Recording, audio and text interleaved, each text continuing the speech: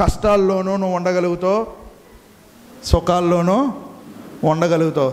దేన స్థితిలో ఉండనెరుగుదును, సంపన్న స్థితిలో ఉండనేను ఎరుగుదును. దేన స్థితిలో ఉండడం నాకు తెలుసు, సంపన్న స్థితిలో ఉండడం కూడా నాకు తెలుసు.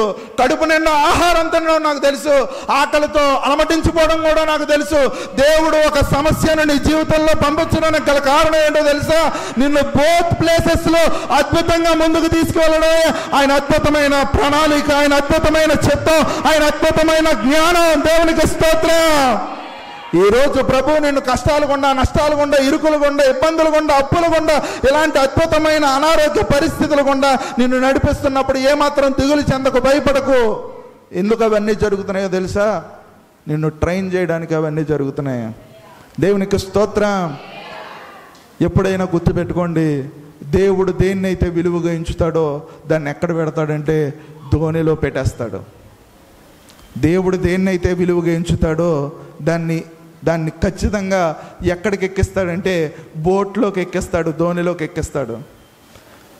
ఆ కాలంలో ఎవ్వరూ నీతిమంతులు లేరట, ఒక్కడు కూడా లేడట. కానీ ఒక్కడే ఉన్నాడట. అతడి పేరేంటి? నోవాహు. అతన్ని ఎక్కడికి ఎక్కించాడు? బోట్, ధోని.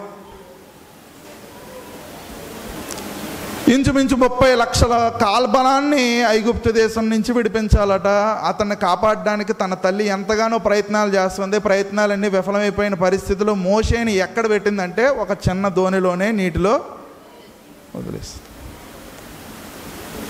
దేవుడు దేన్నైతే విలువగా ఎంచుతాడో దాన్ని ఖచ్చితంగా ఎక్కడ పెడతాడంటే ధోనిలో పెడతాడు. గత వారం మనం పరిశీలన చేసాం. యేసుక్రీస్తు ప్రభు వారు పేతురు ధోని ఎక్కినప్పుడు, పేతురుని ధోని ఎక్కించుకున్న తర్వాత పేతురు యొక్క జీవితం చేపలు పట్టేవాడి స్థితి దగ్గర నుంచి మనుషులను పట్టే జాలరుడుగా విలువైన దాన్ని దేవుడు ఖచ్చితంగా ధోనిలోకి ఎక్కిస్తాడు. దేవునికి స్తోత్రం. యేసుక్రీస్తు ప్రభువు కూడా గర్భంలో ఉన్నప్పుడు అక్కడ బోట్ ఎవరంటే మరియమ్మ. గర్భంలో ఏముంటుంది? ఉమ్మనీరు ఉంటుంది, అంటే ఫ్లోటింగ్ బాడీ. ఇగో మరియా, నీ దేహం అనే బోట్ కావాలి, నేను దాంట్లోకి ఏం చేస్తాను? ప్రయాణం చేసి అందులో నుంచే నేను ఏం చేస్తాను? దేవుడిగా అవతరిస్తాను. ఏదైతే విలువైనది ఉన్నదో అది ఖచ్చితంగా ఎక్కడికి ఎక్కేస్తుంది అంటే బోటులోకి ఎక్కేస్తుంది. దేవునికి స్తోత్రం. వీళ్ళందరూ విలువైన మనుష్యులు, 12 మంది అపోస్తులు. వీళ్ళందరినీ ఒకేసారి దేవుడు ఏం చేశాడంటే బోట్ ఎక్కించాడు. దేవునికి స్తోత్రం. మరి నిన్నేమి ఎక్కించాడు? నిన్నెక్కడికి ఎక్కించాడు అంటే గలిలయ తీరాన ఒక చిన్న నావ ఉందట, యేసయ్య ఏర్పరచుకున్న నావట. ఆ నావలా నేనుంటే చాలునయ్యా అని చాలామంది పాటలు పాడతారు. దేవుడు ఏర్పాటు చేసుకున్న సజీవమైన బోట్ ఏంటో తెలుసా? అంటే బోట్ ఏం చేస్తుందంటే ఒక ఖండం నుంచి ఇంకో ఖండానికి ప్రయాణం చేస్తుంది.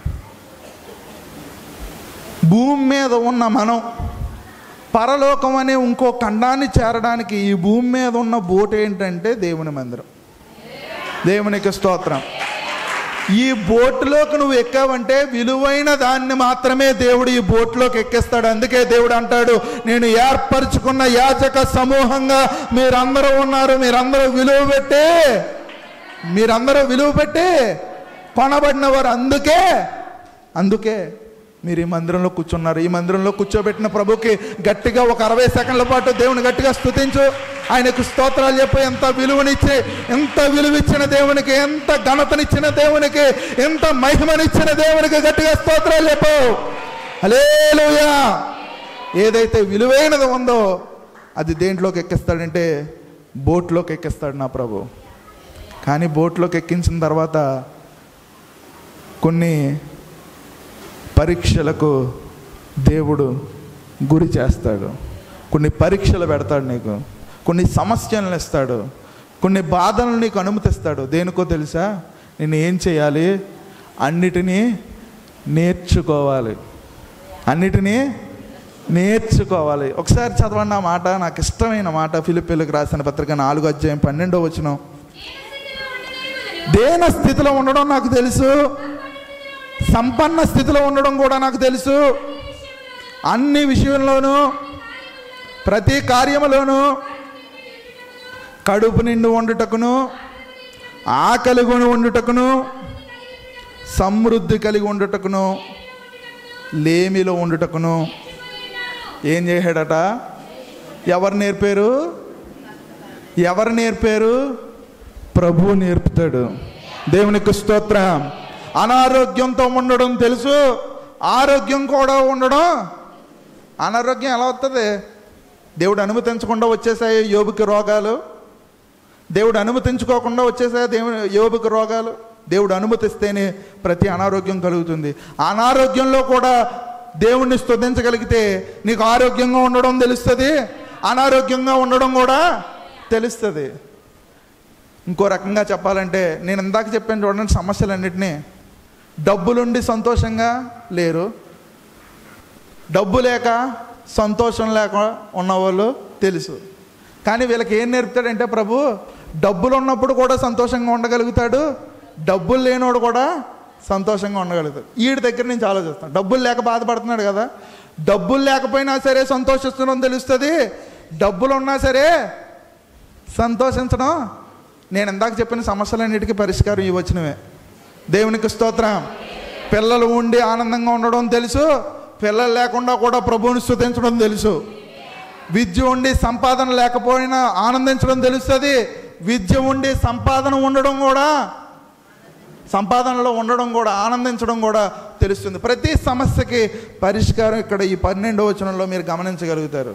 దేవుడు నీ ధోనిని నడిపించినప్పుడు కొన్ని సమస్యల గుండా నిన్ను నడిపిస్తాడు. సమస్యల గుండా నడిపించినప్పుడు నువ్వేమనుకుంటావంటే, అయ్యి బాబోయ్ ఈ దీనస్థితి, అయ్యి బాబోయ్ ఈ పరిస్థితి, అయ్యి బాబోయ్ ఈ కష్టమా, అయ్యి బాబోయ్ ఈ నష్టమా, అయ్యి బాబోయ్ అయ్యి బాబోయ్ అయ్యి బాబోయ్ అని తెగ ఆందోళన పడతావు, దిగులు పడతావు, వేదన పడతావు. ప్రభు నామాన మీ అందరికీ తెలియజేస్తున్నాను, ప్రతి దాన్ని నేర్చుకోండి. దీన స్థితిలో ఉండడం నేర్చుకోండి, సంపన్న స్థితిలో ఉండడం కూడా నేర్చుకోండి.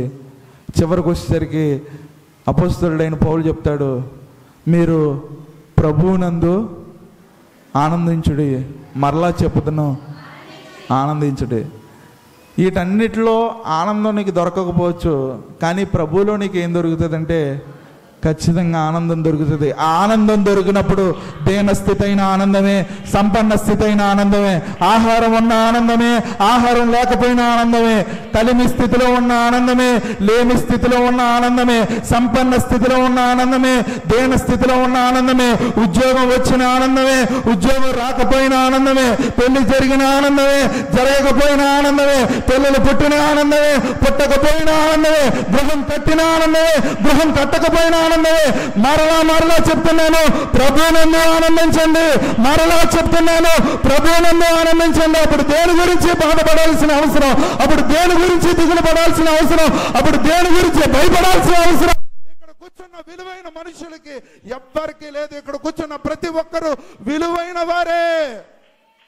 స్టార్టింగ్ నేను చెప్పాను, నాకు ఏమాత్రం విలువ లేదు, తినేసి పాడేసిన రొట్టె మొక్కన నువ్వు అనుకుంటున్నావు.